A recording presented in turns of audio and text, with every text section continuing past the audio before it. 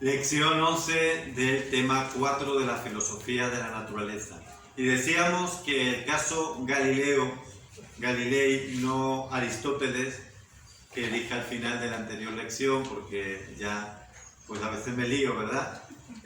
Sino el caso Galilei merece una lección propia, no específica, porque sin duda es uno de estos elementos de la historia de la Iglesia que ha sido utilizada por sus enemigos de una manera más injusta y se ha convertido pues en uno de los elementos de la leyenda negra contra la Iglesia.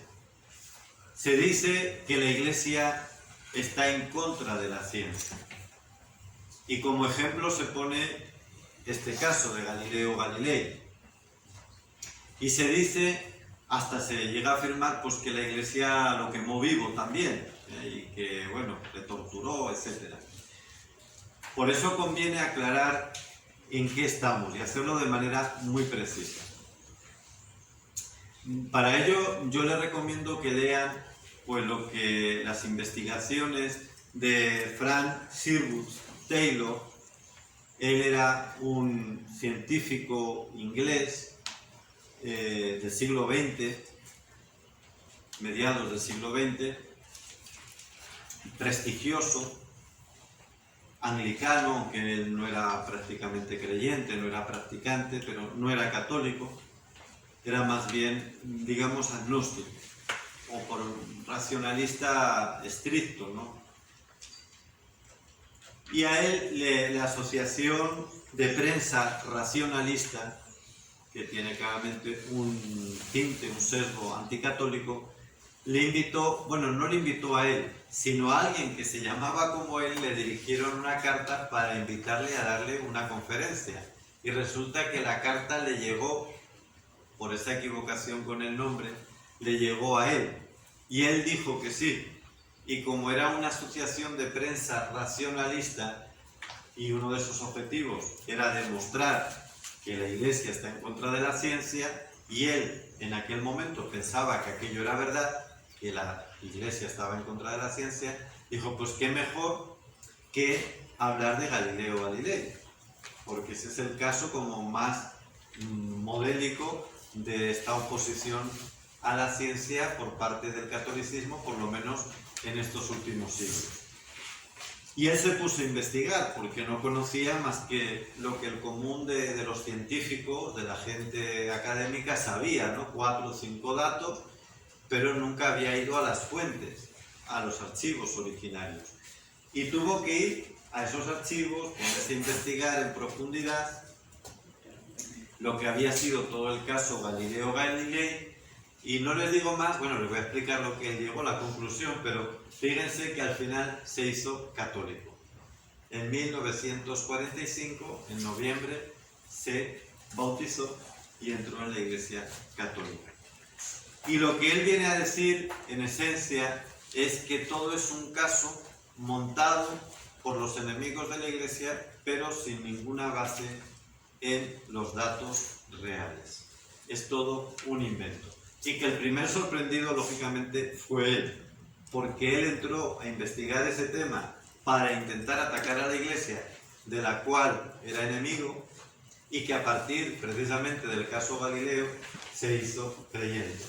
Porque él dijo, si todos los casos que se utilizan en contra de la Iglesia tienen este fundamento, ahora me doy cuenta que realmente no hay ninguna razón para atacar a la Iglesia. Porque sin algo que toda la gente está clara que la Iglesia se equivocó, y yo he llegado a la conclusión de que no es así, entonces ahora me doy cuenta de todas las mentiras que nos han ido diciendo en los últimos siglos. Y esta fue una razón poderosísima, aparte de que tuvo una experiencia también de fe, por supuesto, que esa es la base de todo, faltaría más, y también el testimonio de muchos católicos. Estos 3 elementos, el ver que no había razones racionales ni históricas para atacar a la Iglesia, la vida de fe y el testimonio de muchos católicos fueron definitivos para su conversión. Nosotros hoy vamos a ver qué razones vio Taylor para desmontar toda esta mentira que hay detrás del caso Galileo Galilei. Como les decía en la anterior lección, a Galileo Galilei hubo dos sentencias o dos juicios, en 1615 y 1633.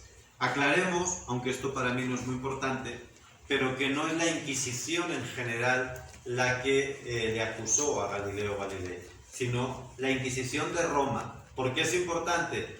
Porque había distintas inquisiciones.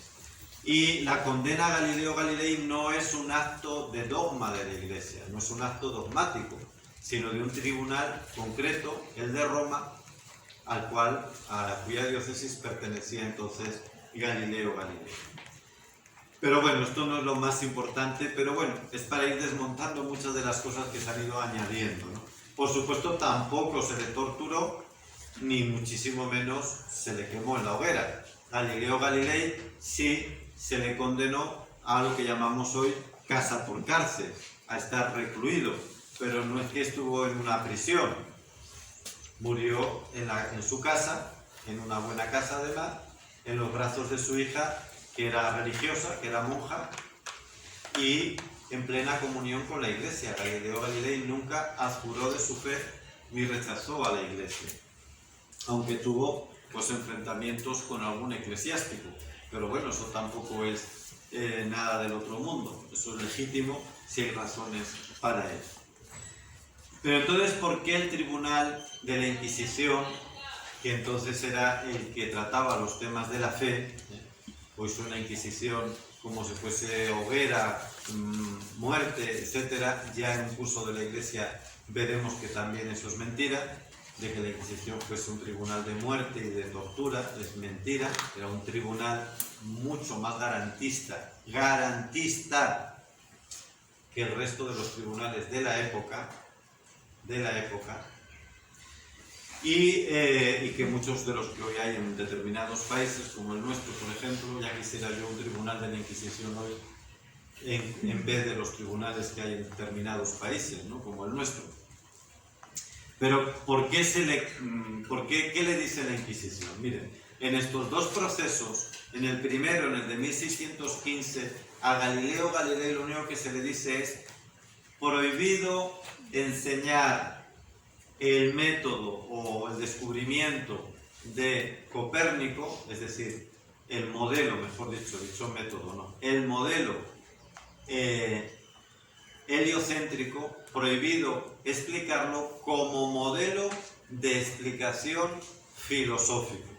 Explícalo, si quieres, como modelo matemático. Eso no se lo prohibieron, pero no lo expliques como modelo de explicación, de comprensión del universo. ¿Por qué? Porque el modelo heliocéntrico, el que pone al Sol en el centro, por lo menos, de nuestro sistema solar en el que vivimos, que entonces es lo único que se estudiaba, y que es el verdadero, yo esto no lo dudo, de que el Sol está en el centro de este sistema solar, no la Tierra. Una evidencia, me parece a mí, ¿verdad? Aunque algunos todavía lo nieguen. Ese modelo, entonces, parecía contradecir algunos datos de la Biblia. Por ejemplo, en el libro de Josué se dice que Dios manda parar al sol. Si Dios manda parar el sol, es que el sol se movía en torno a la Tierra, no al revés. Entonces, claro, el modelo copernicano, el verdadero, que ellos cometieron muchos errores, también lo voy a decir aquí, muchos errores, y es normal, a mí eso no me extraña. Faltaría más que uno esté empezando y ya termina toda la teoría. Ellos empezaron, abrieron un camino buenísimo, pero lógicamente no tenían los aparatos de medición, de cálculo, etcétera, etcétera, y se equivocaron en muchísimas cosas. Pero lo importante no es eso, es el camino que abrieron. Bueno, pues el modelo heliocéntrico, el correcto, hacía tambalearse partes de la Biblia, como el que les acabo de citar, del libro de Josué. Y por eso la Inquisición de Roma le dice: mira, no lo enseñes todavía como modelo de interpretación del universo, porque todavía nosotros no entendemos cómo esto casa con lo que nos dice la Biblia. De hecho, hay una carta famosísima del cardenal Bellarmino de aquella época, una carta a Galileo, en que le dice: mira, yo si tuviese la certeza de que eso es compatible, no tendría ningún problema en aceptarlo, pero ahora, a la altura en la que estamos, no entiendo cómo se puede interpretar ambas cosas. Y por eso no me atrevo, y te pido a ti que no lo hagas. Galileo desobedeció esta orden de la Inquisición de Roma y no solo enseñó el modelo copernicano en matemáticas, sino también como modelo de la universidad, como modelo filosófico, como modelo de la filosofía de la naturaleza. No sé si distinguen las dos cosas. De hecho, fíjense que el modelo copernicano ya se enseñaba en determinadas universidades de la Iglesia. La Universidad Católica Pontificia de Salamanca enseñaba el modelo copernicano, pero lo enseñaba como modelo matemático. Y así ocurría en otras universidades de Francia. Se enseñaba como hipótesis posible, se enseñaba como un modelo factible del universo, y no pasaba nada. Nadie fue condenado por eso. Por lo tanto, aquí no hay un conflicto con la ciencia. Cuando se dice que es que la Iglesia no quiere la ciencia, es mentira. Copérnico era cura, era canónigo de Cracovia. Es mentira. El primero que se da cuenta, o el que por lo menos mejora el modelo heliocéntrico, es un cura, un canónigo. No hay problema con la ciencia. El problema es cómo interpretas tú esa ciencia de acuerdo a las verdades reveladas. Y el modelo todavía no estaba, esa interpretación no estaba integrada. Y Galileo, desobedeciendo una petición de prudencia que hace la Iglesia, dice: no, yo aquí empiezo a interpretar el mundo no solo como una posibilidad, sino doy por hecho esto, y no me importa que esto no case con la Biblia ni nada. Luego la Iglesia va a enseñar que sí que es posible unir ambas interpretaciones, porque lo que dice el libro de Josué no hay que interpretarlo como una teoría científica, y por eso la Iglesia luego acaba aceptando esto como también modelo de interpretación. Pero el verdadero problema que se plantea con Galileo, repito, no es el miedo a la ciencia, que la ciencia se ha desarrollado de manera sistemática gracias a la Iglesia, gracias al desarrollo de todo lo que hemos visto hasta ahora. El problema es de una concepción filosófica, es un problema de filosofía de la naturaleza. Cómo interpretar este modelo heliocéntrico de acuerdo a la Biblia. Y como todavía no estaba esa comprensión, no estaba esa interpretación bien realizada, por eso la Iglesia le pide prudencia, y Galileo se la salta y desobedece, y no solo lo utiliza como modelo matemático, sino como modelo de interpretación de todo. Y por eso le condenan, y le condenan a casa por cárcel, no a la hoguera, no a torturas, no a grilletes, no le quitaron un brazo, un ojo y no sé cuántas cosas más. Todo eso es mentira. Y cuando Taylor lo descubre y se da cuenta de lo que hay detrás, y que además Galileo, que le han presentado como si ya hubiese terminado la explicación de todo el universo, y se da cuenta que él cometió también muchos errores, pues dice: pero Dios mío, si todo esto es lo que hay detrás de este caso Galileo, entonces todo lo que me han dicho en contra de la Iglesia también es mentira. Y efectivamente se pone a estudiar y dice: pero si todo es leyenda negra. Y por eso, y el testimonio de fe, se hace católico en 1947.